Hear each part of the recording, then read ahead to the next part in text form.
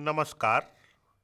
आज हम लोग कवि रैदास के बारे में चर्चा करेंगे। रैदास हिंदी साहित्य के इतिहास के एक महत्वपूर्ण भक्त कवि हैं।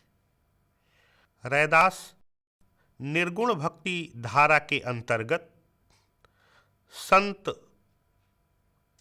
काव्य धारा में माने जाते हैं। रैदास का महत्व आज भी महत्वपूर्ण है।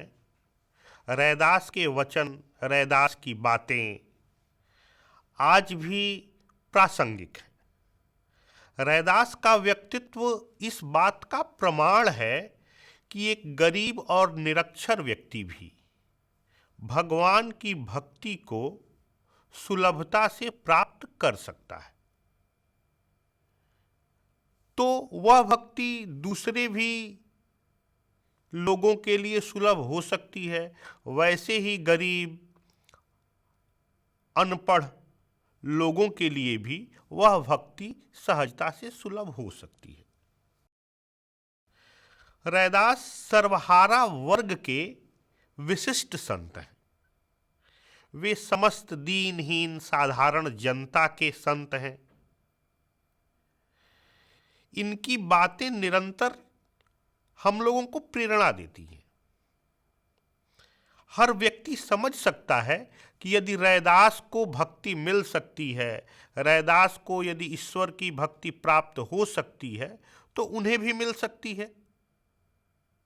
तो रैदास का महत्व, रैदास के जीवन की जो बातें हैं वो आज भी कई मायनों में महत्वपूर्ण है और प्रासंगिक है।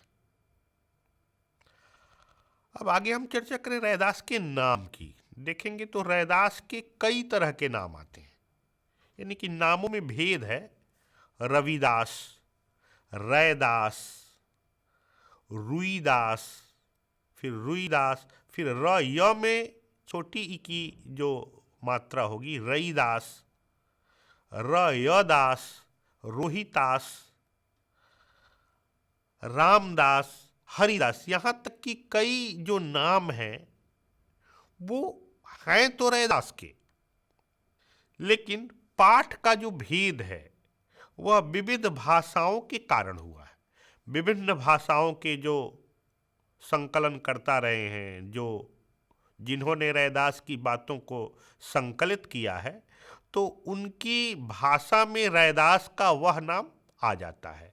इसीलिए इन लगभग 12 नामों में भाषा का या कहें कि पाठ का भेद मिलता है। जैसे कि यदि हम देखें तो पंजाबी में वो नाम होगा रोहिदास, उसी तरह से बांग्ला में रुईदास, हिंदी में या कहें कि हिंदी में तो रैदास है या रविदास, दो नाम ज़्यादा प्रचलित हैं। मराठी में रुईदास। अब हम देखते हैं कि रैदास का जो प्रभाव, आखिर कारण क्या है।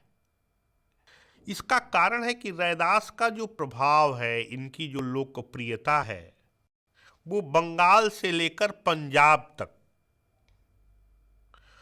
महाराष्ट्र तक फैली हुई है। अनेक संत, अनेक साधक उनकी बातों से प्रेरणा पाते हैं। उनके मत के काफ़ी मानने वाले लोग हैं। इन लोगों को रैदास की रचनाओं से काफ़ी प्रेरणा मिलती है और ये पद उन लोगों के बीच में बहुत ही लोकप्रिय है। तो यही वजह है कि रैदास के नाम में भी यह पाठभेद आया है। अब इसका भी है कि रैदास का महत्व सिर्फ हिंदी भाषा में ही नहीं है या हिंदी भाषी क्षेत्रों में ही नहीं है, बल्कि भारत की दूसरी भाषाओं में, भारत के दूसरे राज्यों में भी रैदास के मानने वाले लोग हैं। रैदास के वचनों को, रैदास की रचनाओं को पढ़ने वाले लोग हैं। और इसलिए हम देख सकते हैं कि रैदास यहाँ पर भारत की भावनात्मक एकता के एक महत्वपूर्ण प्रतीक बन जाते हैं और भारत की उस सामासिक संस्कृति को एक बनाने में रैदास का एक महत्वपूर्ण योग, उनकी एक महत्वपूर्ण भूमिका मानी जा सकती है।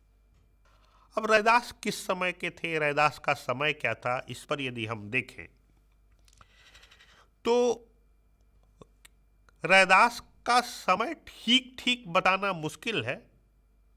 विद्वानों ने इनके जीवन या मृत्यु के जो तिथियां हैं उसके बारे में काफी मतभेद है। कुछ तथ्यों और साक्ष्यों तथा जो पद जो लिखे गए हैं उनके आधार पर अनुमान लगाया जा सकता है कि रैदास का समय काल क्या होगा। तो रैदास अपनी रचनाओं में कई जगह, बल्कि एक जगह साफ साफ लिखा है उन्होंने कि कबीर, सेन, नामदेव जैसे संतों को उन्होंने याद किया। उनकी पंक्ति है, नामदेव कबीर त्रिलोचन सधना सेन तरय, अर्थात ये सब कवि तर गए हैं। कबीर, नामदेव, सधना, यानी कि ये जिन कवियों का इन्होंने नाम लिया है रैदास ने, वो इनसे पहले हुए होंगे। या तो यह पंक्ति कबीरदास की मृत्यु के बाद लिखी गई होगी या फिर उनकी वृद्धावस्था में लिखी गई होगी, क्योंकि कई पदों में आया है कि कबीरदास और रैदास के बीच में बातचीत भी है, संवाद भी है। अब ये भी संभव है कि रैदास संत धना के भी समकालीन रहे हों और मीराबाई, जो कि कृष्ण भक्ति धारा की महत्वपूर्ण कवि हैं, उन्होंने रैदास को और धना को एकदम सम्मान पूर्वक याद किया है। मीराबाई रैदास को अपना गुरु मानती है, लेकिन प्रचलित जो है कि रैदास की जन्म तिथि तो निश्चित है या लोग उनके अनुयायी मानते हैं, वह है माघ महीने की पूर्णिमा तिथि को। लेकिन उसका वर्ष कौन सा होगा, इस पर विद्वानों में काफी मतभेद है। तो लेकिन जो निश्चित किया है, जो सर्वमान्य है, वो संवत 1433 ईस्वी के आसपास, संवत ईस्वी नहीं। इसका यदि हम अवलोकन करें गहराई से तो रैदास का जो रचना काल या उनका जीवन काल संवत 1433 में यदि उनका जन्म होता है तो उनका समय यदि कुछ आगे पीछे यदि किया जाए तो 1400 ईस्वी से लेकर के 1500 ईस्वी के बीच का जो समय रहा होगा वही रैदास का रचना काल का समय है। एक दूसरी महत्वपूर्ण बात बार बार जो की जाती है, जो कि काफी ही रेखांकित करने वाली बात है, कि रैदास की जाति क्या है। और आज के समय में ये जो जाति प्रथा है, जाति के प्रति जो पूरे समाज में एक आपसी तनाव, विद्वेष की बातें हो रही हैं, उस वक्त रैदास की बातें हम सबको प्रेरित करती हैं, प्रेरणा देती हैं कि जाति का जीवन में, जाति का भक्ति में कोई भी स्थान नहीं है। और रैदास को बार बार, रैदास ने अपनी जाति छुपाई नहीं है, बल्कि स्पष्ट तौर पर वो बताते हैं कि मेरी जाति क्या है, और अपनी जाति को लेकर के गर्व का बोध है, सम्मान का बोध है उनके अंदर, हीन भावना नहीं है। बल्कि कई पदों में आप देख सकते हैं जो उन्होंने लिखा है। कुछ एक पद यदि आपके सामने रखूं तो, ऐसी मेरी जाति विख्यात चमारा, या एक और पद है, जाति भी ओछी कर्म भी ओछा, ओछा कसब हमारा, नीचे से प्रभु उच्च कियो है, कह रैदास चमारा। यानी अपने आप को बार बार नीच कहना, ओछा कहना, ये एक दैन्य भक्ति की प्रवृत्ति है। लेकिन उसके साथ साथ रैदास अपनी जाति का उद्घोष भी करते हैं, यानी अपनी जाति स्पष्ट रूप से वो बताते भी हैं कि मैं चमार हूं। तो इस तरह से इन पदों के आधार पर, इन पंक्तियों के आधार पर स्पष्ट है कि रैदास चमार जाति में उत्पन्न हुए थे, लेकिन अपनी जाति को बताते हुए इनके अंदर किसी भी प्रकार की हीनता का भाव नहीं है, कोई संकोच का भाव नहीं है। उनके सामने सभी जातियां बराबर हैं और जाति को लेकर के गर्व का भाव वहां पे दिखता है। अब चूंकि प्राचीन मध्यकाल की एक जो बड़ी सीमा रही है कि बड़े बड़े संत कवियों के माता पिता के नाम के बारे में, जन्म स्थान या जन्म तिथि के बारे में काफ़ी मतभेद है, उसी तरह से रैदास के माता पिता के बारे में भी बहुत मतभेद है।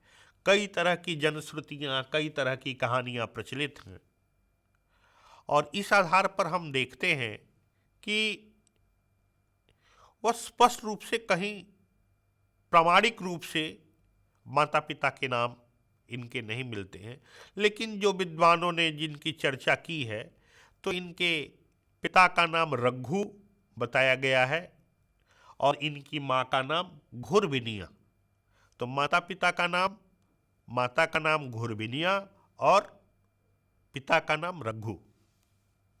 अब ये कहाँ हुए थे, जन्म स्थान इनका क्या है, तो इसके बारे में भी, और कर्म क्या है, काम क्या करते हैं, पेशा क्या है रैदास का। तो रैदास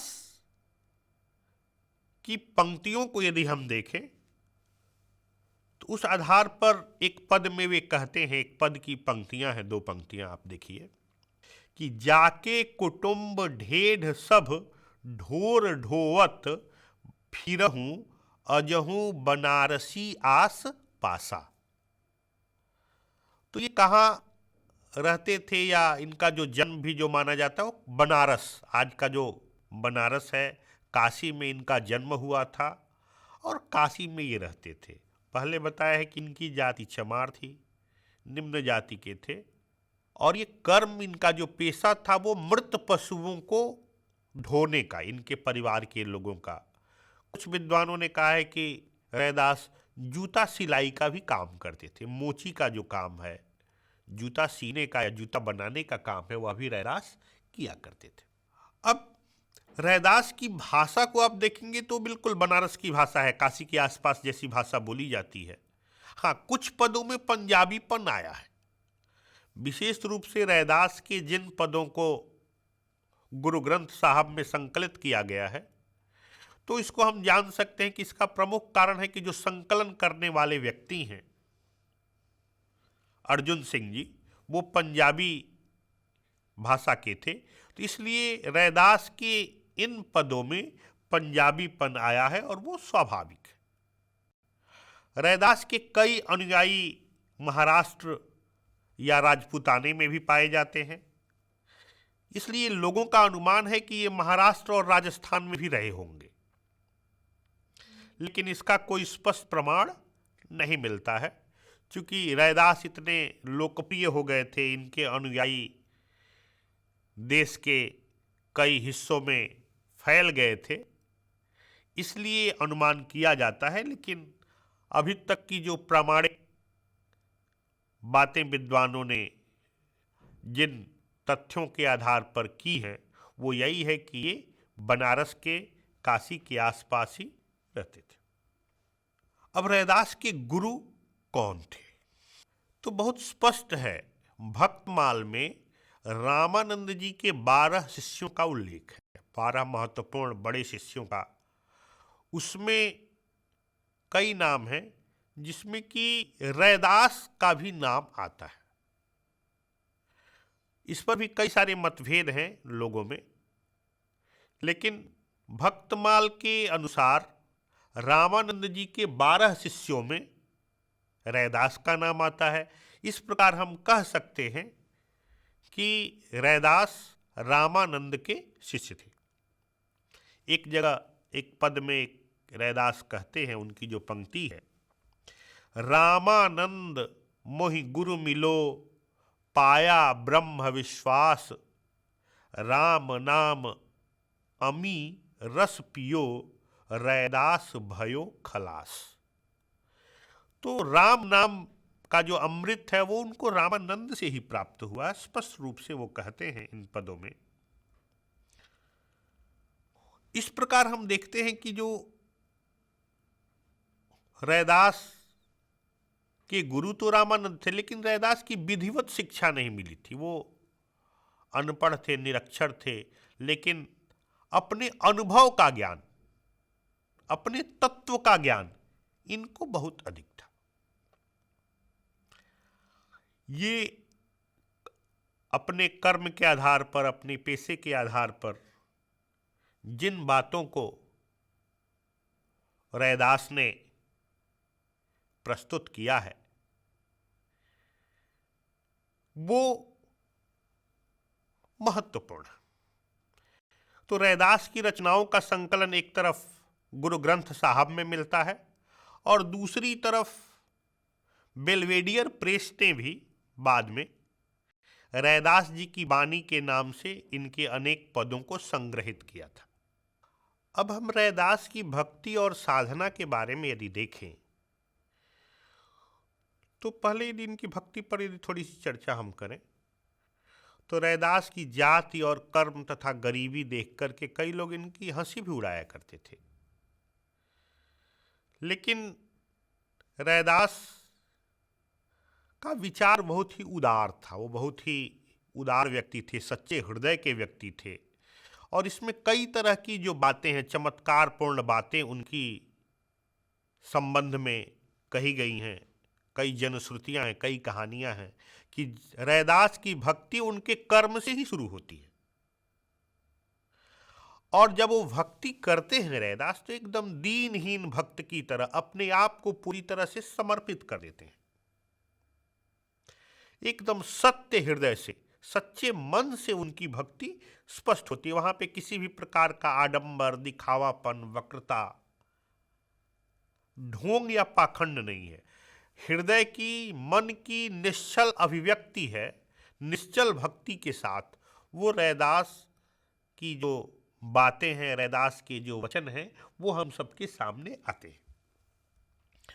रैदास की भक्ति को एकदम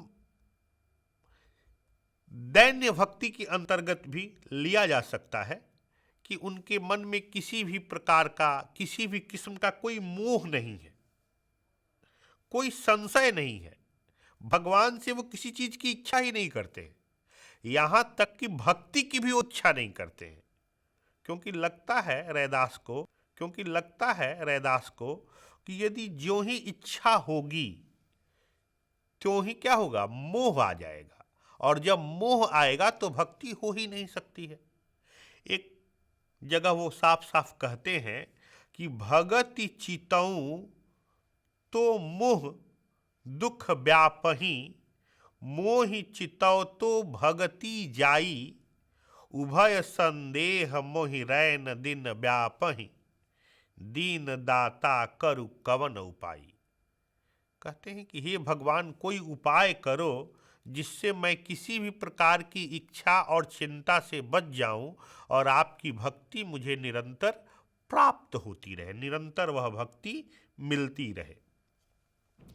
और उनकी भक्ति सच्चे हृदय से है और वहां पे कोई शंका, संदेह एकदम नहीं है और वो एकदम निश्चल भक्ति रैदास के यहां हमें दिखती है। अब रैदास की साधना की बात करें तो स्पष्ट रूप से कोई साधना की पद्धति इनके यहां नहीं मिलती है।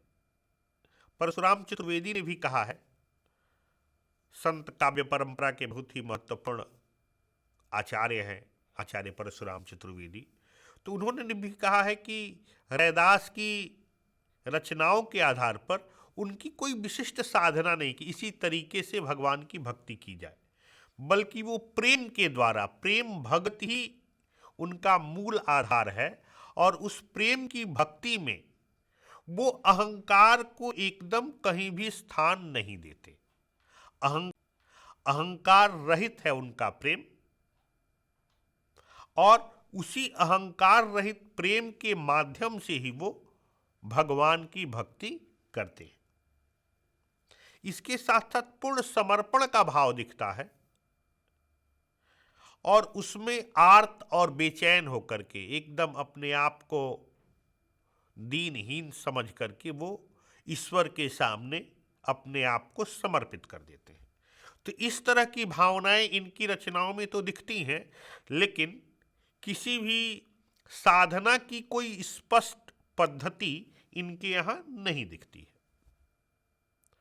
रैदास के महत्व की चर्चा करते समय एक बात और आती है बार बार, रैदासी संप्रदाय।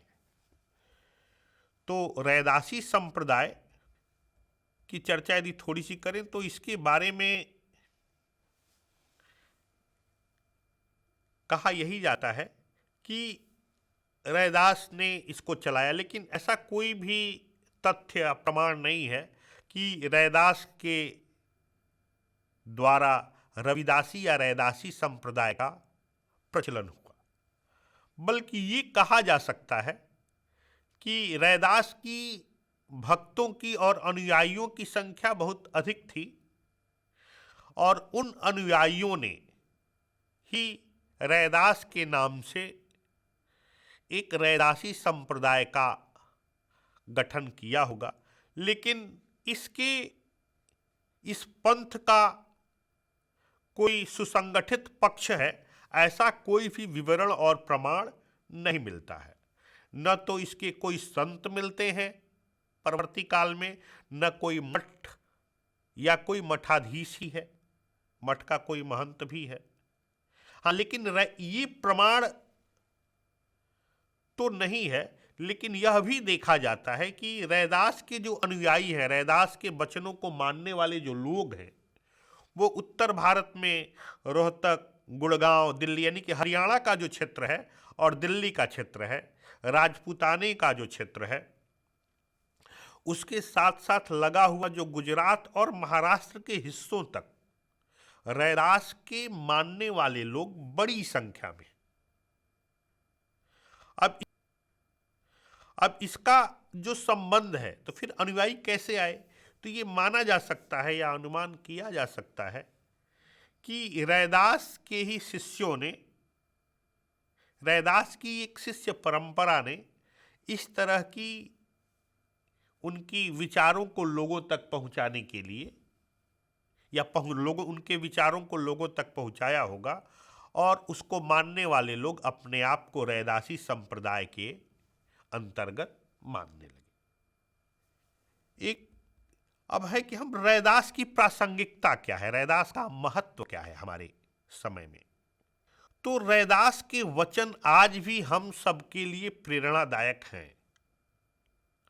रैदास कहते हैं कि भक्ति सबके लिए सुलभ है। हर एक व्यक्ति, छोटा से छोटा व्यक्ति और बड़ा से बड़ा व्यक्ति, हर एक कोई ईश्वर की भक्ति प्राप्त कर सकता है। और उस भक्ति को पाने का जो आधार है, पहला आधार है वो नाम स्मरण, भगवान का नाम लेना। दूसरा जो उसका आधार है, आचरण की शुद्धता, शुद्ध आचरण हो। और रैदास कहते कि जब तक आचरण शुद्ध नहीं होगा तब तक भक्ति नहीं होगी। और आचरण शुद्ध कैसे होगा? जब व्यक्ति सत्संग करेगा, अच्छे व्यक्तियों का साथ करेगा, संतों का साथ करेगा। और जब सत्संग होगा तो व्यक्ति का जो चित्त है, व्यक्ति का जो मन है, अपने आप शुद्ध हो जाएगा। वो कहते हैं कि जिस प्रकार गंदा पानी यदि गंगा जल में मिल जाता है तो वह भी पवित्र बन जाता है, उसी प्रकार साधारण व्यक्ति भी यदि सत्संग करता है तो वो विशिष्ट बन जाता है। इस भक्ति में रैदास संतोष को भी बहुत महत्व देते हैं कि संतोष होना चाहिए व्यक्ति के अंतर्गत, व्यक्ति के मन में किसी प्रकार का लोभ नहीं होना चाहिए। बल्कि एक पंक्तियों में वो कहते भी हैं, माधव पारस मनि लय जाऊं, मोहि सोने का नहीं चाऊं, जौमो पै राम दयाला, देव चून लून घिउ डाला, मैं रूखी सूखी खाऊं, औरन की भूख मिटाऊं, कोपय परय न दुख की पासा, सब सुखी बसय रविदासा। यानी कि जो संतोष का भाव है। कहते हैं कि मुझे सोने की चाहत नहीं है, मुझे पारस पत्थर नहीं चाहिए सोना बनाने वाला, मुझे मणि माणिक के नहीं चाहिए, तो क्या चाहिए?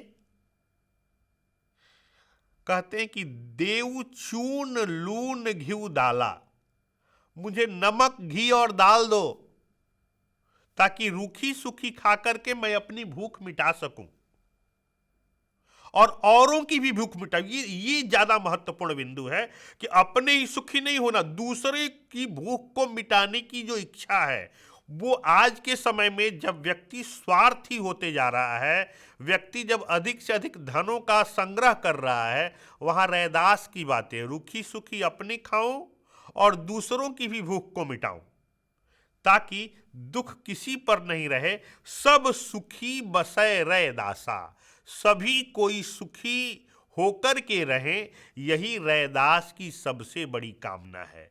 जब ये भाव आ जाएगा, यानी कि तब एक सुंदर समाज का निर्माण होगा, और उस सुंदर समाज के निर्माण के प्रेरणा स्रोत कौन है? वो रविदास हैं। और रैदास की वचन, रैदास की बातें इसीलिए आज ज्यादा महत्वपूर्ण हैं और प्रासंगिक हैं।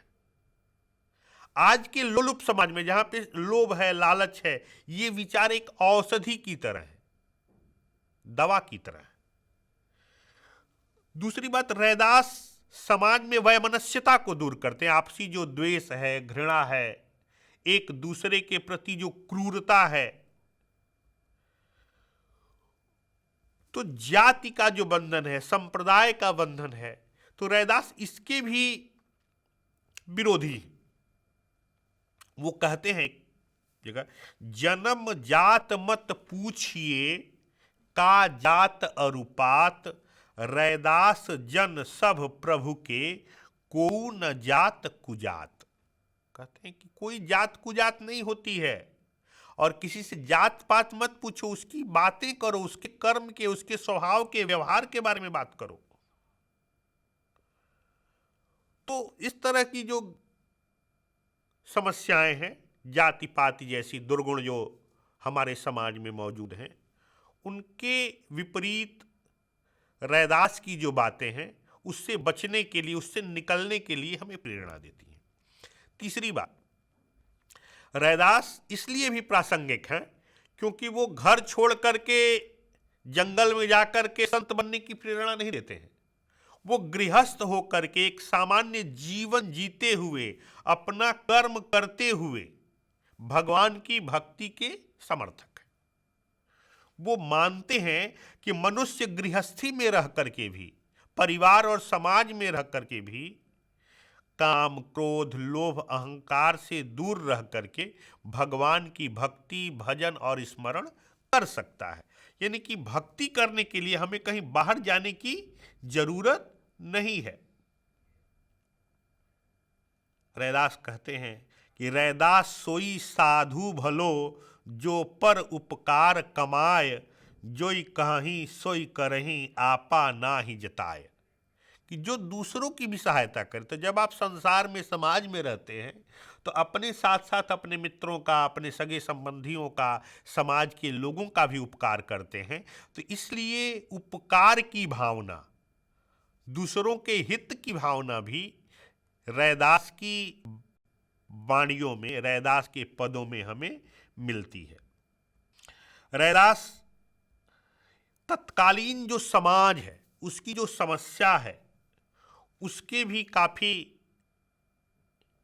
करीब जाते हैं और उसका समाधान भी बताते हैं। जाति की बात हो, धर्म की बात हो, लोलुपता की बात हो, ऊंच नीच की बात हो, ऐसे समय में रैदास की जो बातें हैं, रैदास का जो समय है, वो निरंतर आज भी प्रासंगिक बना हुआ है। रैदास कदम कदम पर ऊंच नीच की पीड़ामयी परिस्थितियों को बराबर झेलते थे। रैदास ने भी झेला है।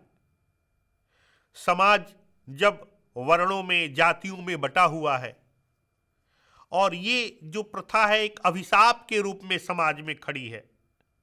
पग पग पर प्रताड़नाएं हैं, उपेक्षाएं हैं। ऐसे समय में रैदास की बातें, रैदास की वाणी हमें एक सुंदर और स्वस्थ समाज बनाने के लिए प्रेरणा देती है। तत्कालीन समाज के विभेद को और हृदय की दूरियों को मिटाने का काम करती है रैदास की वाणी। इस सफलता के कारण ही, यानी कि रैदास की इन बातों की ये जो प्रासंगिकता है, जरूरत है इस समाज को, वो हम सबको प्रेरित करती है। और यही वजह है कि रैदास का स्थान हिंदी साहित्य में ही नहीं बल्कि पूरे भारत में एक महत्वपूर्ण स्थान है, ताकि वो समाज का कल्याण हो, लोगों का कल्याण हो और एक ऐसा समाज बने ताकि लोग उसमें अपने आप को एक अपने हिसाब से, यानी कि सबको महत्व देते हुए अपने अस्तित्व को रखें। न वहाँ किसी प्रकार का जाति का बंधन हो, न किसी धर्म का बंधन हो, न किसी प्रकार की लोलुपता हो, न किसी किस्म की स्वार्थपरता हो। रैदास के सपनों में समाज कैसा हो, इस पर रैदास कहते हैं, जो अंतिम बात है, ऐसा चाहूं राज मैं जह मिले सभी को अन्न, छोट बड़ो सब सम बसै रैदास रह प्रसन्न। तो रैदास तभी प्रसन्न रहेंगे जहाँ सभी को भोजन मिलेगा, अन्न मिलेगा और जहाँ छोटे बड़े सभी एक समान होंगे। क्या कहिए प्रभु ऐसा, जैसा मानिए होई न तैसा। नरपति एक सिंहासन सोइया, सपने भया भिखारी। जब हम होते तब तू नाही, अब तू ही मैं नाही।